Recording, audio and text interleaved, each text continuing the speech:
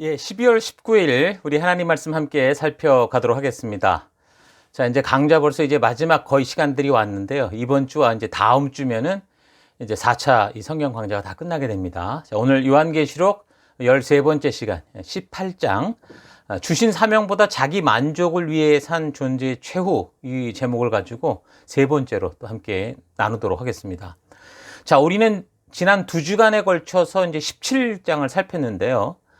이 17장은 요한 당시에는 각 교회 안에서 이 거짓 교사의 모습으로 이렇게 서서히 이렇게 어떤 정체를 드러내고 있었지만, 사실 그 이후 역사 속에서 거대 로마 바벨론 제국에서 이제 그런 제국을 통치하고자 하는 어떤 방법으로서의 그 제국의 종교가 되면서 그 종교의 권세를 진 이 존재로 등장하는 음녀가 이제 어떤 존재인가라는 걸 이제 미리 알려주셔서, 그러니까 요한 이후 주님이 재림하시는 날을 기다리며 살아가는 종말의 시대를 살아가는 모든 성도들, 그래서 우리를 포함한 성경대로 살고자 하는 모든 시대의 성도들로 하여금 이런 사탄의 음모를 잘 분별하는 눈을 주는 그 거짓된 존재들이 누군가를 알게 하는 그런 내용인 것을 우리가 살폈습니다. 자, 그래서 오고 오는 이 시대 성도들이 그런 존재들 속에서 우리가 함께 살아가면서 그 안에서 그 어둡기 때문에 우리가 빛과 소금으로 보내진 거 아닙니까? 그래서 그들과 함께 빛과 소금으로 살아갈 때 그런 시대의 욕심과 탐욕으로 흘러가는 그 유행과 문화의 거짓된 그 이 포도주의 취하게 만들려고 하는 이 사탄의 거짓 속임수와 그 유혹을 우리가 이제 밝히 분별해서 하나님께서 부르신 거룩한 백성으로서의 삶을 바르게 살아갈 수 있도록 준비하시는 하나님의 마음이 분명히 17장에 있다라는 걸 우리가 살폈습니다. 자, 요한은 지금 이 편지를 받는 이 성도, 그러니까 요한의 이 편지를 받는 성도들의 입장에서 볼 때, 비록 이제 그들에게선 이제 미래의 일에 대한 이야기이기 때문에 정확히 이게 어떤 존재다라는 건 알 수는 없었지만, 그러나 이 말씀을 통해 짐승 세력이나 음녀의 세력이 어떤 존재고 어떤 일을 하는지에 대한 그 원리, 그들의 태도, 그들이 뭘 추구하는가라는 건 분명히 알았을 겁니다. 우리가 지금 계속 살피면서도 우리도 그것을 아는 게 중요하다고 그랬죠. 이게 누구다, 이게 저거다 이런 얘기보다도 더 중요한 것은 그 짐승과 음녀의 세력이 어떤 일을 하고 어떤 목적을 가지고 어떻게 살아가는가라는 그걸 아는 게 중요하다고 그랬었죠. 그래서 아마도 요한 당시 이 계시록의 편지를 받는 성도들도 그 사실을 알았을 겁니다. 그래서 짐승이 누구냐, 음녀가 누구냐, 열불이 누구냐 이런 것보다 더 중요한 것은 그런 존재들이 하나님이 주신 백성을 섬길 그 자리에서 자신의 탐욕과 욕심으로 인해서 오히려 하나님의 영광을 가로채려고, 사람들이 원래 하나님을 찾을 수 있도록 만든 그 마음, 하나님이 만드신 그 마음을 속여서 거짓 우상, 거짓 종교를 만들어서 이제 온 백성들을 소모품으로 여기면서 자신들만의 특혜를 누리며 살아가고자 하는 그런 존재다. 이런 사실을 그들이 분명히 분별할 수 있었을 겁니다. 그래서 그런 눈을 가지게 되면 요한의 시대에 이런 편지를 받는 그 백성들도 그런 존재를 알고 어떻게 대처해야 되고 어떤 각오를 가지고 살아가야 될지를 알았겠죠. 역시 우리도 그 원리와 그들의 존재와 그들의 목적을 안다면 우리 이 시대에도 우리가 그들을 분별해낼 수 있고, 그래서 결국은 우리가 어떤 존재로 살아가야 되는가라는 것을 분명히 알 수 있게 되는 겁니다. 그러니까 하나님은 바로 이제 그렇게 결국 하나님의 영광을 가로채는 그런 존재들을 심판하게 되는 거죠. 그래서 이제 우리가 오늘 살피는 이 18장을 살펴보면, 18장도 그 17장의 연장이죠. 16, 17, 18장이 지금 한 그 주제를 얘기하고 있다고 그랬잖아요. 그래서 18장도 그 17장의 연장으로 17장에서 확인된 그런 음녀의 세력들에게 내려질 그 심판에 대해서 말씀해 주는 것. 그게 이제 18장의 말씀입니다. 자, 이런 장의 이 주제를 잘 파악하시면서 기억하시면서 우리가 1절부터 좀 살펴보면요. 1절, 이 일 후에, 그러니까 이 일이라는 게 뭐예요?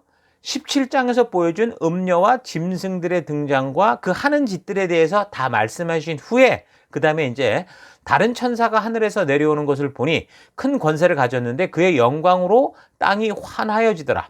힘찬 음성으로 외쳐 이르되 무너졌도다 무너졌도다 큰 성 바벨론이여 귀신의 처소와 각종 더러운 영이 모이는 곳과 각종 더럽고 가증한 새들이 모이는 곳이 되었도다. 그 음행의 진노의 포도주로 말미암아 만국이 무너졌으며 또 땅의 왕들이 그와 더불어 음행하였으며 땅의 상인들도 그 사치의 세력으로 치부하였도다 하더라. 자, 이게 큰 성 바벨론의 멸망을 분명하게 이제 확증을 하는 거죠. 이건 분명히 심판할 거다라고 확증을 하는데, 보통 이제 성경에서 그런 표현에 있어서 바벨론이라는 표현을 많이 쓰는데, 이 바벨론은 하나님께 대한 그의 백성들의 이 불신실, 그러니까 특히 이제 우상숭배와 관련해서 이 영적인 음행에 대해서 강조할 때 그 이 큰 성 바벨론, 음란한 바벨론, 이런 식으로 많이 사용하는 그런 말이죠. 그러니까 하나님 대신 그 영광을 차지하려고 우상과 거짓 신들을 만들어내거나 교회 안에서 하나님의 뜻을 이 변질시켜서 왜곡하던 그런 음료, 종교 세력의 대표적인 모습을 이제 바벨론이다, 그렇게 표현을 하는 거죠. 그래서 예수님께서 이 땅에서 사역하실 때 그 유대 바리새인들과 서기관과 율법사 제사장들을 향해서 예수님이 독사의 자식들이라고 표현을 하면서 책망하셨던 것을 보면, 하나님의 진실한 뜻보다 그들이 뭘 했습니까? 뜻을 찾기보다 장로들의 유전을 더 열심히 지켜가면서 하나님의 진심을 왜곡했을 때 그런 얘기를 했던 거 아닙니까? 그러니까 바로 이제 그런 모습, 이런 모습이 바로 이제 곧 무너지고 멸망할 바벨론과 같은 모습이다라는 겁니다. 자, 계시록 17장과 관련된 이 역사적인 그 내용들을 우리가 쭉 살폈는데, 그런 것을 근거로 좀 이야기를 또 해본다면, AD 313년에 그 콘스탄티누스 황제가 기독교를 공인하게 됐다고 그랬죠. 그러면서 기독교가 거대 제국의 이 거대 제국인 로마의 종교가 되었을 때, 이 초대교회를 사실 이어가는 그런 유일한 교회라고 할 수 있었는데, 그러니까 복음의 사명과 하나님의 뜻을 전하는 새 언약 교회로서의 사명을 받았다고 볼 수 있는데, 그런데 우리가 지금 역사적으로 살펴봤을 때 실상은 그게 아니었죠. 뭐였습니까? 이 원래 로마가 다신교의 나라였는데, 이 황제가 이 기독교를 국가의 어떤 통치 방법으로 삼겠다고 결정을 하니까, 이제 그 정치 세력에 빌붙어서 사는 다른 종교들, 미신들이 다 그 황제의 종교로 탈바꿈하는 일들이 발생한 거죠.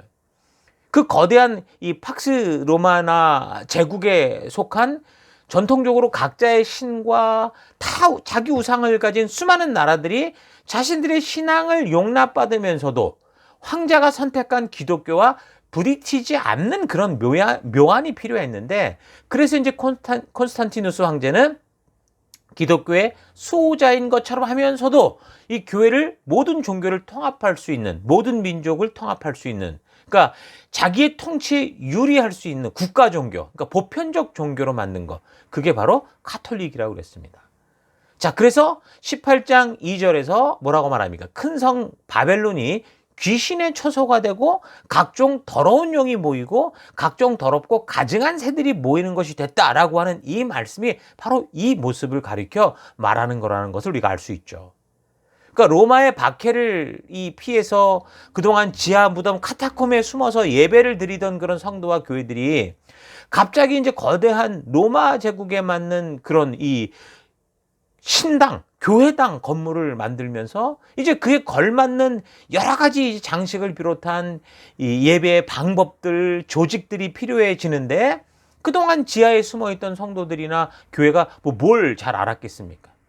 그러니까 그런 자리를 누가 더 꿰차고 들어오는 거예요. 이전까지 이방 우상을 만들고 우상들의 신전을 만들면서 그에 맞는 미술품의 각종 동상을 제작하면서 그 황제 옆에서 여러 세상 우상 문화를 주도하면서 돈을 벌었던 그런 전문가들이 계속해서 돈벌이를 위해서, 돈 벌어먹기 위해서 전부 이 교회와 관련된 것들을 만드니까, 전부 우상의 것들을 만들던 사람들이 다시 이 교회에 관련된 것들을 만드니까, 이게 참 교회 문화라고 해야 될지 세상 짬뽕이지 구분이 가지 않는, 그러니까 각종 귀신과 더러운 영들과 가증한 것들이 다 함께 자리 잡는 그런 이상한 모습이 처음부터 이제 나타나기 시작한 겁니다. 그래서 가톨릭 건물이나 저들이 사용하는 기구나 상징물이나 이 교황이 입는 옷이나 교황이 꾸미는 장신구들이나 이 여러 가지를 보면 그 속에 이상한 우상을 상징하는 심볼들이 너무 많이 들어있는 걸 볼 수 있습니다.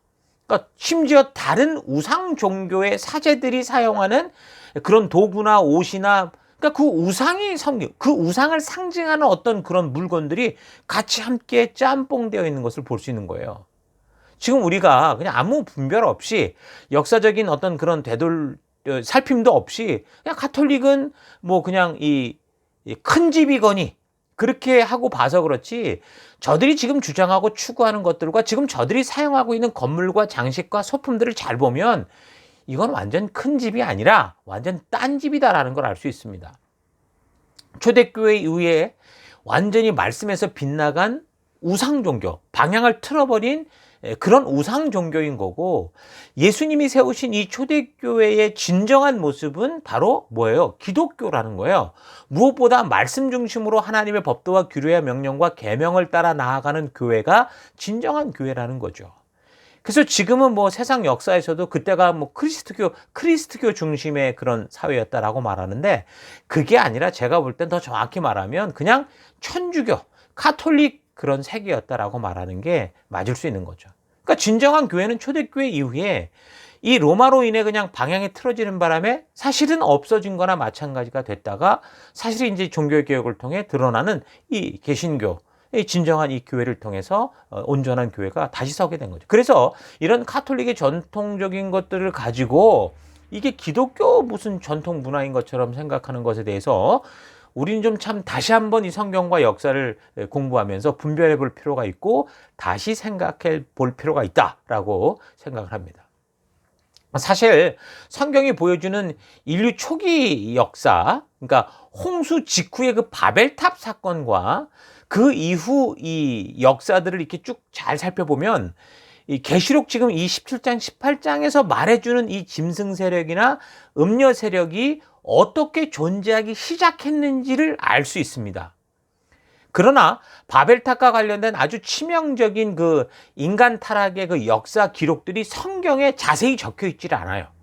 그래서 그 타락이라는 것이 분명히 일어났던 건 바벨탑 사건을 통해 분명히 우리가 알 수는 있지만, 그게 이제 비밀에 감추어진 것처럼 이렇게 휘휘 이렇게 퍼져나가서 결국 그 언어가 갈라지고 다 이제 온 세계로 분열된, 나뉘어진 그 민족들 속으로 들어갔기 때문에, 그 흩어진 곳에서 번성한 민족들이 어떻게 살아갔는지, 이제 그 각 나라마다 역사적인 사건과 어떤 그런 신화와 기록들, 이런 것들이 있잖아요. 그래서 그런 걸 근거로 살펴봐야 알 수 있는 그런 상황이거든요.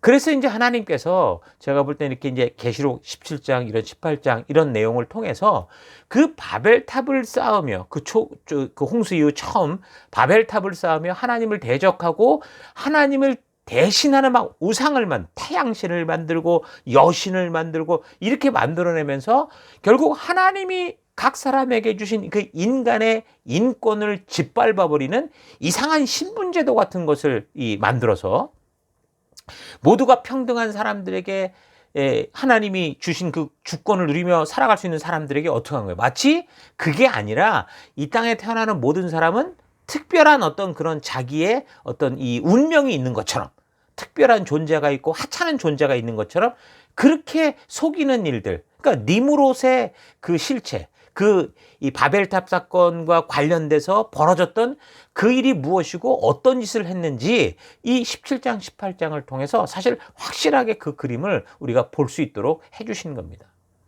자, 그래서 그 음녀의 세력, 큰 성 바벨론, 적그리스도라 할 수 있는 이 존재들에 대한 정체를 분명하게 알려주시고 미리 말씀해 주시고, 이제 저들을 따르는 자들은 결국은 어떻게 심판할 것인지를 이 18장을 통해 분명하게 우리에게 확실하게 알게 해 주시는 겁니다. 홍수 심판 이후 새롭게 시작된 이 세상의 시작에서부터 이 짐승 세력과 음녀의 세력은 백성들을 사실 바르게 섬기고 하나님께로 인도하는 그런 역할이 아니라, 하나님이 창조하신 이 소중한 인권을 가진 사람들을 우상과 신분 계급에 이제 몰아넣어서, 그러니까 평생토록 저들이 그냥 그 노예처럼 소모품처럼 그렇게 온 인생을 살아가는 그런 인류의 역사를 만들기 시작한 거죠. 더불어서 그런 세상에서 살아가는 사람들 또한 노아를 비롯한 사실 하나님의 증인들이 계속 이 사실, 하나님의 이 진심을 전하는 이 복음, 그 복음이 분명히 전달되고 있었는데 귀를 기울이지 않은 거예요. 또한 계속해서 보내줬던 선지자들의 말에도 귀를 기울이지 않았죠. 또한 하늘 보좌를 버리고 우리를 생명의 길로 인도하시기 위해서 친히 이 땅에 오신 구세주 되신 예수님도 외면해버렸고, 더불어서 하나님의 역사하심과 그 진실한 뜻이 담긴 이 성경을 지워지지 않는 기록으로 주셔서 그 말씀을 통해 계속 외치고 계시는데도 이런 이 사탄이 점령한 이 세계, 욕심과 탐욕의 이로 흘러가는 이 세대 속에 인간들도 자신의 탐욕과 욕심을 따라 살려고 그렇게 사탄이 조성한, 주도하는 그런 세상의 체제에 협조하며 살아왔다는 거죠.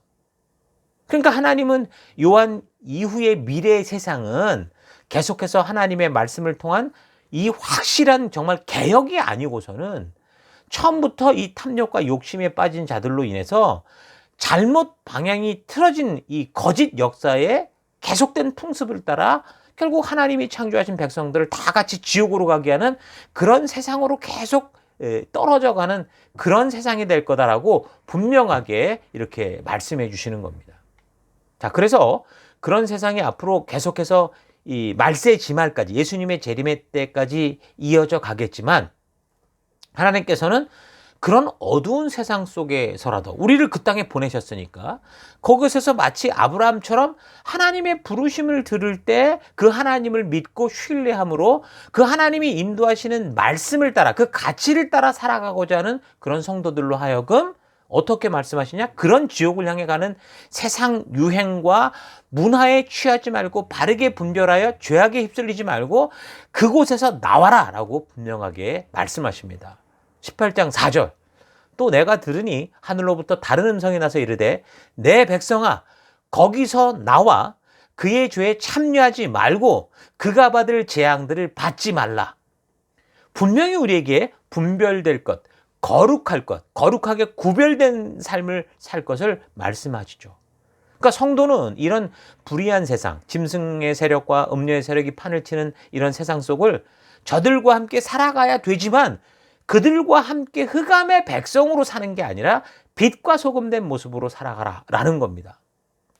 그래서 하나님의 재앙을 받아 영원한 형벌을 받을 수밖에 없는 그 어두운 세상에서 그 어둠에 물들지 않고 하나님의 진심과 그 놀라운 사랑을 전하며 저들로 하여금, 이 세상으로 하여금 영생의 길로 나아갈 수 있는 십자가의 길을 알리고 나아갈 바를 알리고 예수님의 몸된 교회로 이끄는 삶을 사는 것, 그것이 성도의 사명이다. 너희가 그 어둠 속에 있는 일이다. 그래서 심판의 때가 이르기 전에 나와라 라고 분명하게 말씀을 해 주시는 거죠. 그럼 우리가 어떻게 그런 어두운 세상에서 빛과 소금처럼 살 수 있다고 그랬습니까? 딱 하나죠. 바로 하나님의 말씀대로. 그 말씀의 가치대로, 그 뜻대로 순종하며 살아가는 것밖에 없습니다. 그래서 순종의 삶이 바로 이 저들의 죄악에서 떠나 나와서 이 저들의 죄에 동참하지 않는 그런 삶인 거예요. 그들과 함께 어둠 속에 있으나 우리가 말씀대로 순종하는 삶을 살 때 그곳에서 빛이 되고 소금이 되는, 그 땅과 함께 살아가지만 그 땅과 함께하지 않는 그런 거룩한 삶이 되는 거죠. 그러니까 지금 우리 앞에서 벌어지고 있는 이 세상의 문화와 이런 유행에 우리가 무분별하게 휩쓸리지 않고 항상 이 하나님의 말씀의 가치를 마음에 새기고, 그게 새 언약의 약속이었으니까 새 언약 백성답게 그 말씀의 가치를 가지고 분별하고 하나님의 뜻이 이 땅에서도 이루어질 수 있도록 우리가 부름받은 자로 순종하는 삶을 살아가는 게, 그게 바로 빛된 삶이고 소금된 삶이고 증인으로 살아가는 성도의 삶인 거예요. 여러분과 제가 오늘 함께 한 교회로 모여서 또 주신 그 영혼들을 이 영적인 하나님의 가족 셀 가운데로 우리가 함께 이 우리의 생명으로 탄생케 하고 자라게 하고 말씀으로 인도하게 해서 또다시 저들이 이런 하나님의 말씀의 가치를 따라 주님이 부르시는 날까지 살아갈 수 있도록 하게 하는 거, 그게 바로 우리의 사명이다라는 걸 잘 기억해야 됩니다. 잊지 마십시오. 자, 그런데 초대교회 이후 그런 사명을 맡았던 이 로마 가톨릭의 경우 그 하나님의 진심을 이런 사명을 알리기보다 하나님의 진심이 담긴 이 말씀을 어떻게 했어요? 금소로 만들거나 그러니까 못 읽도록 하거나 자신들에게 유리한 그런 어떤 내용들, 외경을 갖다 집어넣고 또 성경보다 교황의 결정이 더 우선권을 가진다고 하면서 결국 이런 종교 권세를 이용해서 짐승의 이 정치 세력들과 함께 높은 보좌에 앉아서 저들과 함께 더불어 그 사치를 누리고 상류사회 혜택을 누리는 그런 삶을 살아온 겁니다. 그러니까 이런 삶을 누리기 위해서 이들은 하나님의 뜻이 담긴 성경을 다른 사람들이 보지 못하도록 감추고 아예 예배도 남들이 알아듣지도 못하는 라틴어로 다 진행해버리고 그러니까 자기들만 보면서 자기들이 원하는 대로 각색하고 입맛에 맞게 해석을 해서 이 하나님의 진실한 뜻, 이 성경에 담긴 하나님의 진실한 의도를 왜곡하는 그런 일들을 서슴없이 행한 겁니다. 마치 예수님이 이 땅에 계셨을 때 유대교도들이 성경보다 이 장로들의 유전을 따라 더 이렇게 살아간 것처럼 그래서 성경보다 교황이 주도하는 가톨릭 공의회의 결정이 더 중요한 지침과 유전이 돼서 그거를 따라 살아가도록 그렇게 한 거예요. 실제로 저들은 그런 교황의 결정이 성경보다 더 권위가 있다라고 그렇게 주장을 하죠. 교황 무호소를 주장하지 않습니까? 자, 그래서 역사 속에서 하나님께서 직접 이 강권적인 역사로 섭리를 통해 그 종교 세력, 그 음료에게 묻혀 있었던 하나님의 진심이 담긴 이 성경을 어떻게 하시는 거예요? 다시 온 땅에 드러내서 종교 개혁을 통해서 그 역사를 통해서 하나님의 진심을 하나님 스스로 우리에게 알게 하지 않았다면 이 땅의 모든 교회는 어떻게 됐겠어요? 지금 이 구절이 말하듯이 바벨론 귀신들이 모이는 그런 땅이 되고 말았을 거다라는 거 우리가 분명히 기억해야 됩니다. 그러니까 지금 종교 개혁이 일어난 지 우리가 이제 500년이 넘었는데 그러니까 요한이 계시를 받아 전해준 요한계시록 편지를 통해 이런 중요한 진실을 알게 한 이후 어떤 일이 또 교회 역사 속에 있었냐면 신약성경 27권이 AD 397년 카르타고 종교회에서 정경으로 확정이 됐습니다.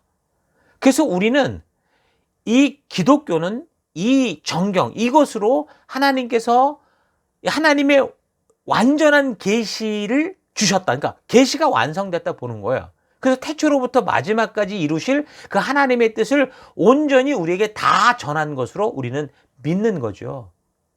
그래서 비록 로마 제국의 황제가 거대한 제국에 맞는 통일된 종교를 만들기 위해서 이런 종교회의에 많이 관여하기도 했다고 하더라도 우리가 지금 지난번에 말했던 것처럼 그런 역사 속에서도 하나님은 섭리하셔서 하나님의 진실한 뜻이 담긴 이 하나님의 말씀을 분명히 온 인류 가운데 드러나게 하셨고 다른 게 아니라 분명한 이 하나님의 뜻을 이 계시를 완성해서 확정시켜 주신 것.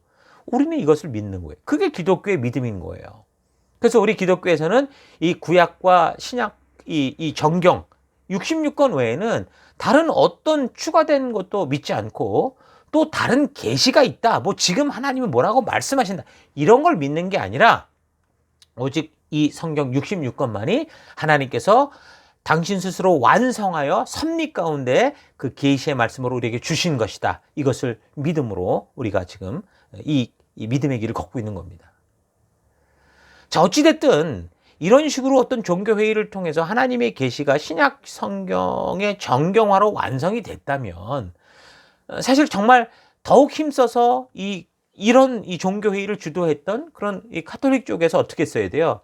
하나님의 진실한 뜻이 온 열방에 퍼져가고 전파되도록 이 사명을 맡은 이 가톨릭, 이 교회가 그 일을 했어야 되는데 이 신약의 정경화 이후에 가톨릭의 통치 아래에서 거의 1000년 동안 하나님의 뜻이 담긴 이 성경은 계속 감추어져 있었고 금서가 되고 음료의 세력들이 자신들의 권세를 지키기 위한 어떤 도구로 그렇게 사용됐던 거죠.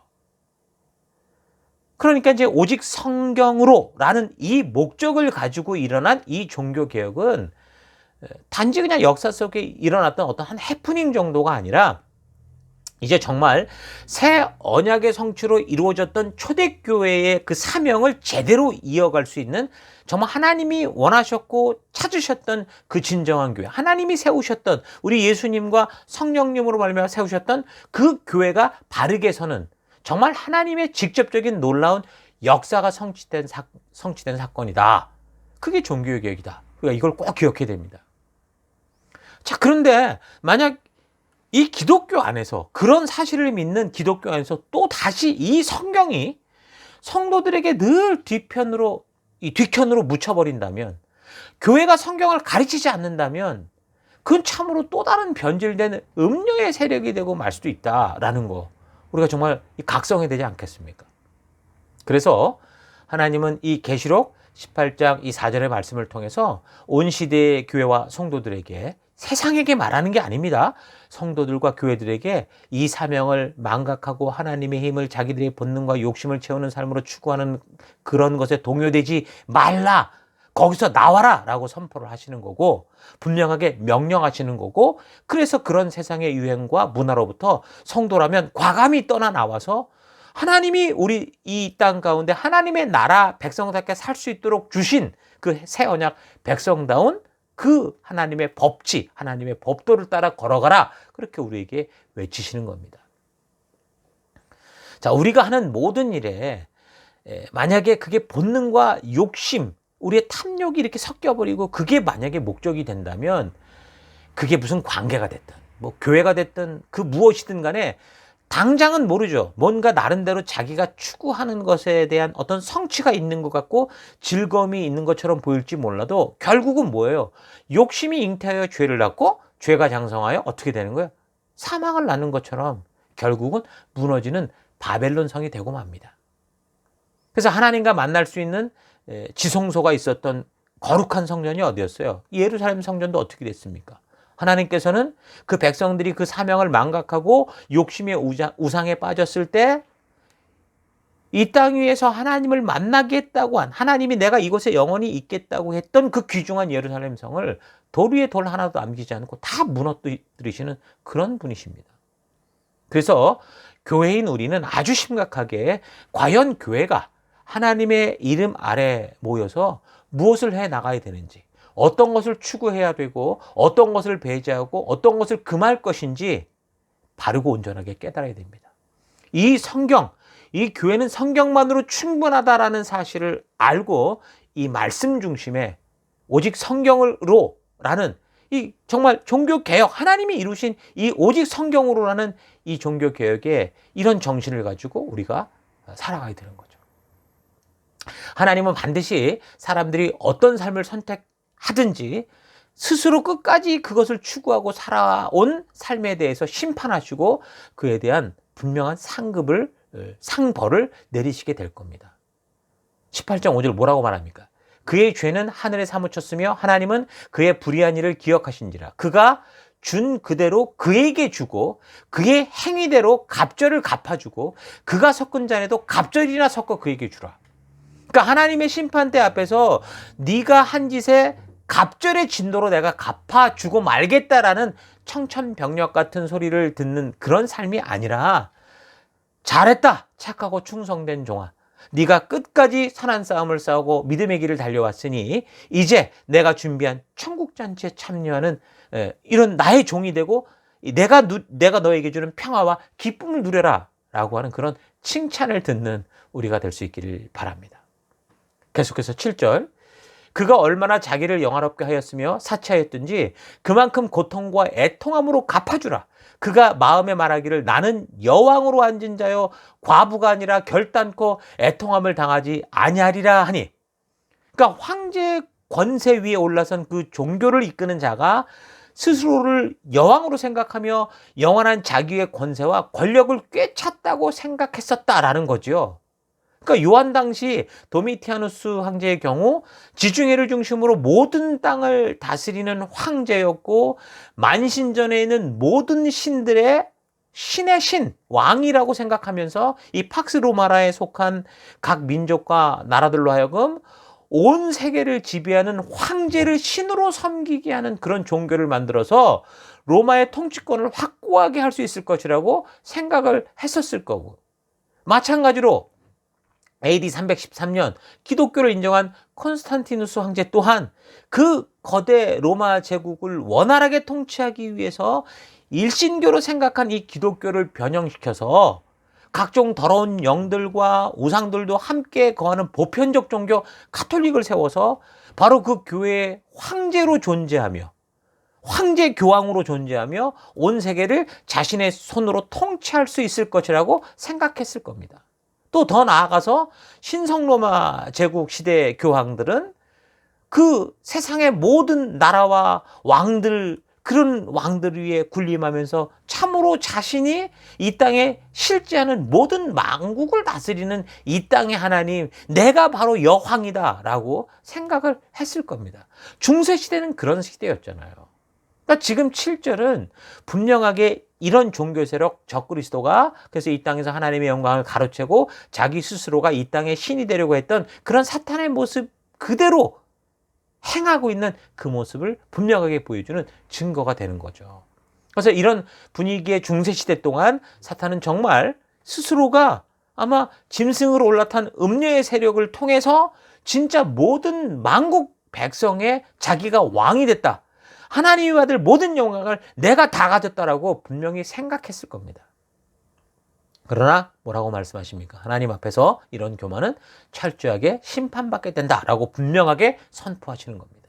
하나님을 알려야 되는 그 자리에서 하나님의 영광을 가로채고 탐욕과 욕심에 취해서 섬기고 세워야 될 사람들의 영혼을 온갖 권세와 권력으로 짓밟고 금과 은으로 사치하며 온 나라 권세자들, 짐승 세력들과 함께 놀아나던 그 교만의 꼭대기에 있던 존재들에게 너희는 하루아침에 재앙에 이를 것이다 선포합니다. 8절.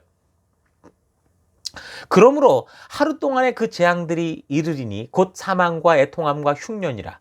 그가 또한 불에 살라지리니 그를 심판하는 주 하나님은 강하신 자이심이라. 그와 함께 음행하고 사치하던 땅의 왕들이 그가 불타는 연기를 보고 위하여 울고 가슴을 치며 그의 고통을 무서워하여 멀리 서서 이르되 화이또다 화이또다 큰 성 견고한 성 바벨론이여, 한 시간에 너에게 심판이 이르렀다 하리로다. 그러니까 이 스스로 여왕, 모든 만국 백성의 신이라고 생각하는 존재들이 어떻게 하면 하루아침에 망한다. 이건 분명한 하나님의 의지고 하나님이 행하실 하나님의 분명한 경고인 거죠.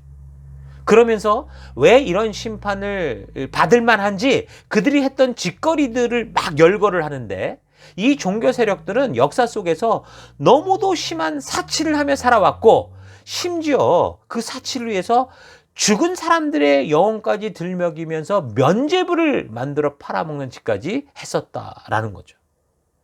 12절 13절을 참고해 보면 그 음녀가 거래했던 그 물품 품목들이 쭉 나오는데 마지막에 보면 종들과 사람의 영혼들까지 거래했다라고 그렇게 언급을 합니다. 그러니까 바로 이런 맥락이 뭐예요? 그 역사에 적용을 해보면 헌금통에 당신이 드린 금화가 떨어지는 순간 연옥에 있는 당신의 부모 형제가 천국으로 갈 수 있다라고 하면서 그런 죽은 영혼들까지 동원을 해서 돈을 긁어 모으고자 면죄부를 판매했던 그 사건과 다를 게 뭐가 있습니까? 딱 그 얘기인 거죠. 사실 그것을 넘어서 이런 역사만이 아니라 지금도 특히 우리나라 같은 경우도 그렇고 각 나라들마다 지금 이 사람들의 죽은 조상들을 늘 명절마다 불러내서 잘 먹고 대접해야 후손이 잘 된다. 그렇게 속이면서 지금도 끝없이 그 돈을 사탄을 위해 쏟아붓게 하는 그런 이런 이상한 풍속들도 그건 계속 같은 맥락이라고 볼 수 있는 거죠. 그때 교황이 그렇게 죽은 영혼까지 팔아서 돈을 모으려고 한 것은 뭡니까? 누가 들어가도 그 거대한 위용에 짓눌리는 엄청난 성당 건물을 짓고자 했던 것이었죠. 그래서 그것을 위해서 교황에게 면죄권이 있다라는 저들의 이 거짓된 신학적 교리를 이용해서, 그러니까 말씀을 잘못 풀어놓고 그런 결정을 내렸어요. 교황에게 면죄권이 있다. 그러니까 용서하는 권리가 있다라는 거예요, 이 땅에서.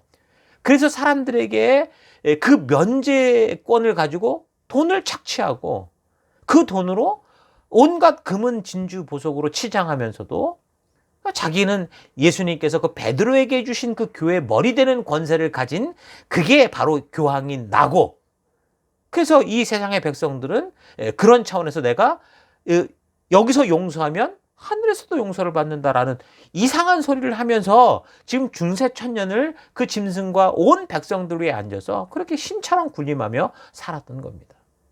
지금도 그래요. 과거에 비하면 어떻게 보면 정말 그 중세 시대에 비하면 형편없는 그런 모습일 것 같아 보이지만, 그런데 여전히 세계 여러 나라에서 이 교황이라는 어떤 종교의 지도자로 막 칭송받고 막 높임을 받습니다. 어떤 교회 목사가 가면 그렇게 취급 안 해요. 이상하게 이 가톨릭의 교황만 가면 대통령들이 가서 막 머리 숙이고 이러잖아요. 그러면서 뭐 하는 거예요? 이들이 변함없이 처음부터 그들이 모든 것을 수용하는 보편적 종교를 만들려고 했던 그 목적을 따라 계속 그런 행동을 하고 있습니다. 그래서 이 18장에 이 언급되는 단어들을 보면요, 뭐 통치, 뭐 음행, 쾌락, 사치, 치부, 이런 단어들이 나오는데 이게 다 뭡니까? 뭐와 연결된 거예요? 욕심과 탐욕의 그 뿌리를 두고 있는 거죠. 그러니까 사탄의 특징이 뭐예요? 욕심이죠, 탐욕이죠, 교만입니다. 그러니까 하나님보다 높아지려 교만하고 먹지 말라는 선악과를 먹고자 탐욕을 부렸죠. 그래서 사람들이 어떤 본능의 선을 넘어선 욕심과 교만과 탐욕에 한번 빠지면 거의 분명하게 사탄에게 사로잡히게 되고, 사로잡히는 게 아니라 사탄처럼 돼서 결국 사탄과 똑같은 그런 짓을 하는 그런 괴물이 되고 마는 거예요. 자, 그렇게 본다면 계시록이 말하는 이 적그리스도는 어떤 먼 미래에 나타날 그런 존재도 분명히 이 예수님의 재림 전에 그런 일들이 나타날 수 있는 존재겠지만, 그러나 지금 우리의 삶에도 늘 우리의 본성과 교만과 욕심을 자극하면서 계속 유혹하고 있는 그런 모습인 것을 알 수 있습니다. 말세의 징조들을 연구하는 사람들은 이 적그리스도를 연구할 때 그 나타날 시기와 장소, 심지어 그가 누구인가에 대해서 굉장히 다각도로 연구하고 막 심층 취재를 하고 그렇게 하고 있거든요. 그런데 이런 연구들을 이렇게 자꾸 보다 보면은 어떻게 생각이 되냐면, 적그리스도라는 존재가 지금 우리와 상관없이 나중에 말세의 지말에 나타날 어떤 존재다라고 자꾸 미래의 존재로 착각하게 합니다. 그래서 그 적그리스도가 나타날 미래가 언제쯤인지 궁금해하고 그게 또 누굴까? 이런 것들에 집중을 하게 만들지, 오늘 우리가 우리의 삶 속에서, 우리 현실 속에서 우리도 욕심대로 살고자 하고 그래서 불순종하는 삶을 살아갈 때 그런 내가 적그리스도가 될 수 있다, 오늘을 살아가는 적그리스도의 모습이 될 수 있다는 거에 대해서는 자꾸 무관심하게 만드는 거죠. 그리고 또 하나, 그 적그리스도의 모습을 마치 하나님과 무슨 대적할 만한 아주 무서운 존재로 자꾸 언급을 한다는 거죠. 그래서 천국은 하나님이 다스리고 지옥은 무슨 염라대왕 사탄이 다스리면서 이 두 지역이, 두 존재가 싸우는 것처럼 착각을 하게 만든다니까요. 그러니까 이런 식으로 말도 되지 않는 논리 때문에 세상 사람들이 다 속고 있는 거고, 심지어 성도들조차도 말씀으로 바르게 교육되지 않으면 이런 온전한 이 하나님의 역사를 처음부터 끝까지 잘 알지 못하면 성도들이라고 교회를 다니면서도 그런 식으로 아는 사람들이 얼마나 많은지 몰라요. 여러분 분명히 알아야 되는 건요, 지옥은요 사탄도 가기를 두려워하는 곳이에요. 하나님이 만드신 심판과 형벌의 장소라고 보는 거죠. 그게 바로 지옥인 거예요. 그러니까 사탄도 하나님이 만드신 피조물일 뿐입니다. 하나님께서 처음부터 사탄을 만든 게 아니라 천사를 만드셨는데, 하나님께서 부여하신 그 자유의지를 가지고 그가 하나님을 찬양하는 너무 귀중한 자리에 올라섰다가 자기의 욕심과 탐욕으로 교만에 빠져서 하나님의 영광을 자기가 다 가로채며 자기가 하나님이 될 것처럼 타락해서 그 천사가 사탄이 되는 거예요. 그러니까 사탄은 하나님과 견줄 만한 존재가 아니라 자신의 분수를 모르는 교만과 탐욕으로 심판받을 존재일 뿐이다. 여러분 잘 기억하셔야 됩니다. 물론 계시록이 말하는 예수님의 재림 당시 예수님께 잡혀서 무저갱에 처박힐 그 적그리스도도 분명히 있겠지만, 사도 요한 또한 다른 문서인 우리가 이미 살핀 요한 1서, 2서, 3서를 살필 때 뭐라고 말했습니까? 이미 그 시대에도 수많은 적그리스도들이 나왔다라고 분명히 말하고 있죠. 요한일서 2장 18절, 22절, 4장 3절, 요한일서 1장 7절 이런 걸 보면 분명하게 그렇게 말하고 있습니다. 이미. 그러니까 예수를 그리스도라고 인정하지 않고 속이고 있던 영지주의 거짓 교사들이 사실 그 중에 하나였었죠. 그러니까 적그리스도다라는 그런 문자를 보면 문자적으로 뭐예요? 그리스도를 대적하는 자 또는 그리스도를 대신하는 자라는 그런 뜻이거든요. 그러니까 예수님과 싸울 힘이 있는 그런 존재라는 게 아니라 하나님의 분명한 뜻을, 하나님의 명령을 받을 수밖에 없는데 어떻게 하는 거예요? 거역하고 심지어 대드는 그런 존재다. 불순종하는 존재다라는 거예요. 그래서 그 적그리스도는 예수님의 재림 전에 다시 말해서 자신이 불과 유황으로 타는 불못으로 잡혀가기 전에 여러 가지 모습으로 출현하면서 많은 기독교인들을 욕심으로 유혹하여 믿음에서 떠나게 하는 그런 짓을 하는 그런 야비한 존재라는 거죠. 그래서 우리는 이런 면에서 적그리스도의 이 개념을 분명하게 알아야 됩니다. 적그리스도란 말씀이신 예수님을 부인하고 대적함으로 결국 하나님의 말씀인 성경의 가르침과 그 성경을 통해 당신의 자녀들에게 부탁하시는 하나님의 마음을 외면하고 왜곡하고 자기의 본능과 욕심대로 살게 하는 그런 존재, 그게 바로 적그리스도다라는 거예요. 그래서 어느 시대를 막론하고 이런 존재들의 공통점은 뭐냐? 첫째, 하나님의 말씀인 성경을 부정합니다. 그리고 그 말씀에 불순종해요. 그리고 남도 그렇게 살라고 부추깁니다. 말씀을 자꾸 꼬아서 사탄처럼 하와에게 던진 이상한 말을 던지는 그런 짓을 합니다. 두 번째, 하나님의 거룩한 백성들, 그러니까 믿음으로 말씀 따라 바르게 살아가는 성도들을 대적하고 미워하고 협박하고 핍박합니다. 세 번째, 가장 두드러진 점은 사람의 본능인 욕심을 자극시켜서 미혹을 해서 결국 성도들로 하여금 자기의 욕심과 본능을 따라 살아감으로 말미암아 우상 숭배의 삶을, 그러니까 완전히 사탄처럼 살게 하는 그런 유혹을 하는 그런 짓을 한다라는 거죠.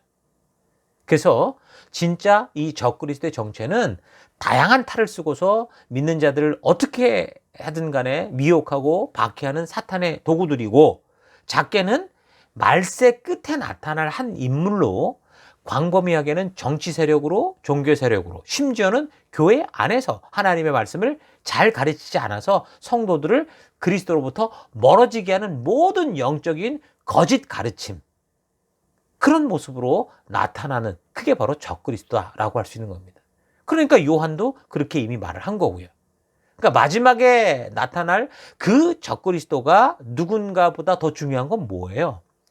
적그리스도가 행동하는 하나님의 이 말씀을 무시하는 삶, 말씀 묵상을 항상 뒤로 미루는 삶, 그래서 결국 불순종하고 핑계와 변명과 거짓말과 자기의 욕심과 감정과 느낌대로 살아가는 그런 삶의 태도가 지금 우리 삶에 나타나고 있지 않은가, 이게 더 중요한 거다라는 거죠. 그래서 우리는 항상 이 짐승이 뭐 누구냐, 음녀가 누구냐, 열불이 누구냐, 적그리스도가 누구냐 하는 것보다 중요한 것은 이들이 행하는 목적이 뭐냐, 어떤 것을 추구하는 존재냐라는 것을 아는 것, 이게 굉장히 중요하다는 거 잊지 마십시오. 자, 계속해서 21절. 이에 한 힘센 천사가 큰 맷돌 같은 돌을 들어 바다에 던져 이르되 큰 성 바벨론이 이같이 비참하게 던져져 결코 다시 보이지 아니하리로다. 여러분, 큰 돌이 바다에 던져지면 그게 떠오르겠습니까? 아니죠. 바닥에 가라앉죠. 바로 그 얘기를 하는 겁니다. 이런 거대한 짐승 권세를 가진 세력들이 지금은 너무 대단한 것 같아 보이지만 한순간에 없어진다라는 거예요. 여러분, 지난 그 1990년에 동독이 순식간에 이게 없어지고, 그리고 1991년에는 그 12월 26일이었죠. 소련이라는 그 거대한 이 공상 이념의 그 정권 체제가 순식간에 몰락하는 걸 보셨죠? 충분히 가능합니다. 그러니까 이런 존재가 지금은 그냥 모든 걸 다 통치하고 이 세상의 주인처럼 행사할지 모르지만 어느 순간 순식간에 없어진다라는 거 우리가 잘 기억했으면 좋겠습니다. 자, 이런 요한의 편지를 읽는 성도들은 비록 자신들이 지금 큰 환난과 핍박 가운데 있고 그것이 쉽게 없어질 것 같지 않지만 결국은 뭘 알아요? 승리한 하나님의 백성 됐다라는 걸 알았을 거고, 그렇죠? 그래서 비록 지금 현실은 두려운 환경이고 그 두려움이 없어지지 않았다고 해도 정말 우리를 부르신 그 부르심에 합당한 증인으로 내가 살아가야 되겠구나. 그게 나의 길이구나라는 것을 분명하게 생각했을 거라고 봅니다. 그래서 이걸로 인해서 또 가라지와 또 알곡이 나눠졌겠죠. 그래서 알곡으로 준비된 사람들은, 알곡으로 나아가는 믿음의 사람들은 결국 어떻게 했겠어요? 기꺼이 순교의 길로 갔었을 것이고 하나님이 준비하신 안식처로 가는 그런 길을 걸어갔을 거라고 봅니다. 그러나 바로 이런 길이 어떤 길이에요? 성도가 걸어야 되는 믿음의 길이다라는 거예요. 우리는 뭐 그냥 편하고 쉬운 대로를 가는 게 아니다. 여러분 잘 기억하셔야 됩니다. 그러나 우리가 걷는 이 길, 이 좁은 길, 그 넓은 길일 수도 있어요. 어쨌든 그리스도를 따라가는 그 길, 말씀의 가치를 따라가는 그 길 끝에 최후의 승리가 있고 그 안에 참된 생명이 있다. 이걸 알고 우리는 그 길을 걸어가야 되겠죠. 요한의 시대에 이 말씀을 들으며 그렇게 듣고 그렇게 기꺼이 순교의 길을 갔던 우리 지체들처럼 오늘 우리도 바로 이런 이 믿음을 가지고 그런 길을 걸어가는 여러분과 제가 됐으면 좋겠습니다. 자, 이렇게 하나님께서 맡기신 이 사명을 외면하고 자기의 영광을 취하려고 욕심과 탐욕을 따라 살던 이 음녀, 이 마지막에 이 바벨론이 심판받는 것에 대한 확실한 예언이 바로 이제 18장의 내용이었습니다. 자, 그러면 이제 17장, 18장에서 보여지는 이 음녀의 정체와 그 행동들을 볼 때 교회로 부름을 받은 우리 성도들도 온전히 말씀을 바르게 알지 못하면 충분히 그런 음녀와 같은 짓을 하고 살아갈 수 있다라는 거 우리 잊지 마십시다. 그러니까 하나님의 백성으로 부름받아 하나님의 진심을 전하고 예수 그리스도의 사랑을 전하는 이 귀한 사명을 우리가 잊고 살아간다면, 생명 낳는 생명을 세우는 그 일에서 자꾸 게을러진다면 그런 모습 자체가 이미 음녀와 거짓 선지자의 모습을 닮아가고 있는 거다라는 거 기억하셔야 됩니다. 그래서 우리가 번뇌를 받은 각자의 삶의 현장에서, 각자의 셀의 그 현장에서, 교회 현장에서 진정한 하나님의 말씀대로 살아가며 이제 곧 오실 우리 주님의 그 천국 잔치에 들어갈 수 있는 그 혼인 예복을 온전히 준비하는 그런 거룩한 하루하루 매일매일 거룩한 한 주가 될 수 있기를 주의 이름으로 축원합니다. 자, 이렇게 18장까지 마치고요. 자, 드디어 이제 다음 주 계시록의 마지막 부분들을 다 살펴가도록 하겠습니다. 자, 오늘 그럼 들은 말씀을 가지고 잠시 묵상하며 기도하겠습니다. 묵상하십시다.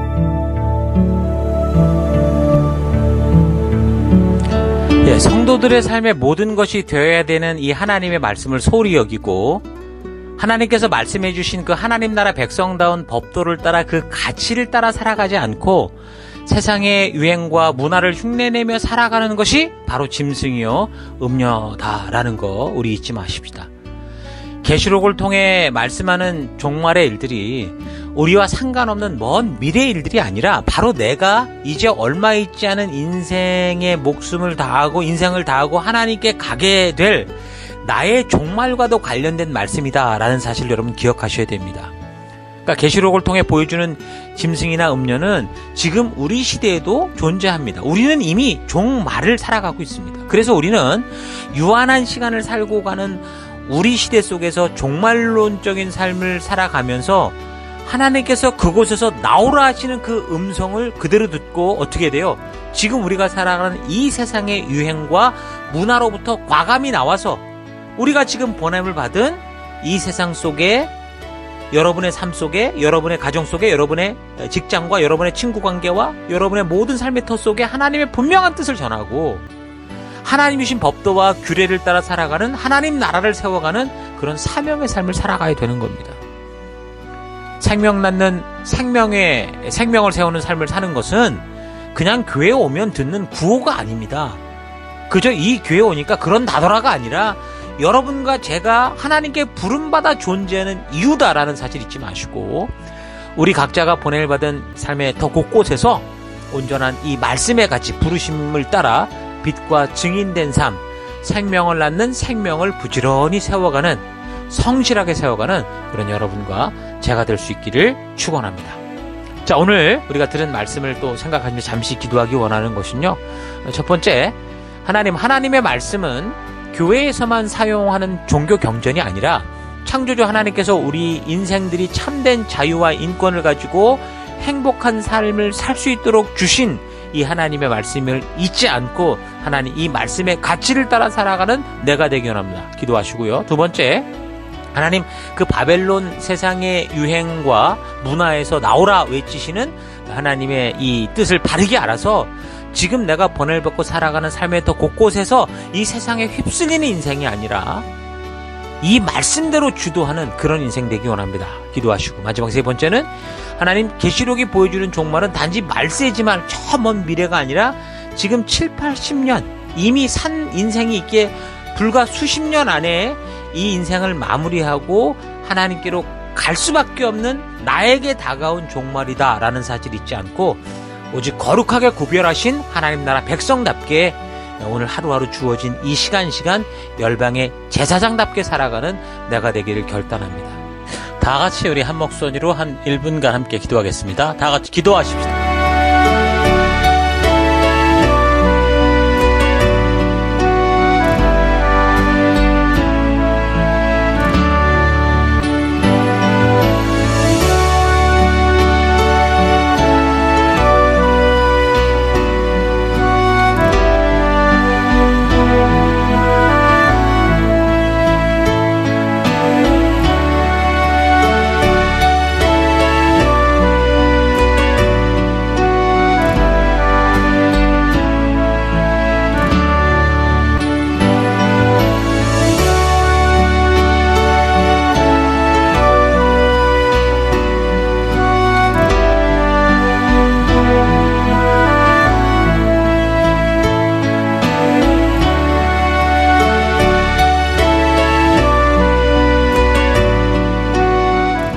하나님의 말씀은 교회 안에서만 사용하는 이 종교의 경전이 아니라 창조주 하나님께서 우리 인생들이 참된 자유와 인권을 가지고 행복한 삶을 우리 현실 속에서 살아갈 수 있게 하신 창조주의 유일한 생명의 길인 것을 잊지 않고 오직 이 말씀의 가치를 따라 내 삶의 더 곳곳에서 살아가는 내가 되기 원합니다.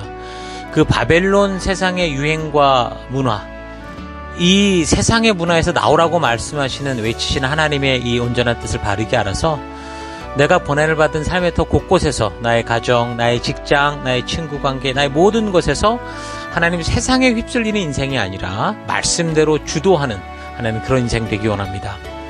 이 계시록이 보여주는 종말은 단지 어떤 말세지말 먼 미래의 이야기가 아니라 이제 7, 80년 유한한 인생을 살고 갈 불과 이제 몇십 년 남지 않은 그날이 언제일지 사실 알지 못하는 우리 각자에게 지금 코앞에 다가온 나의 종말이다라는 사실을 잊지 않고 하나님 오직 거룩하게 구별하신 하나님 나라 백성답게 열방의 제사장답게 살아가는 내가 되기 원합니다. 오늘 하나님 나를 보내신 이 땅이 어두운 땅이지만 이곳에 이렇게 어두워지라고 보내는 게 아니라 빛을 밝히라 보내셨던 하나님의 그 마음 잊지 않고 하나님 이 한 주간도 내가 살아가는 곳곳에서 그런 믿음의 길로 나아가는 거룩한 또 한 주를 맞이하기 원합니다. 그 길로 인도하시고 이끄신 하나님 감사드리고 예수님 이름으로 기도했습니다. 아멘.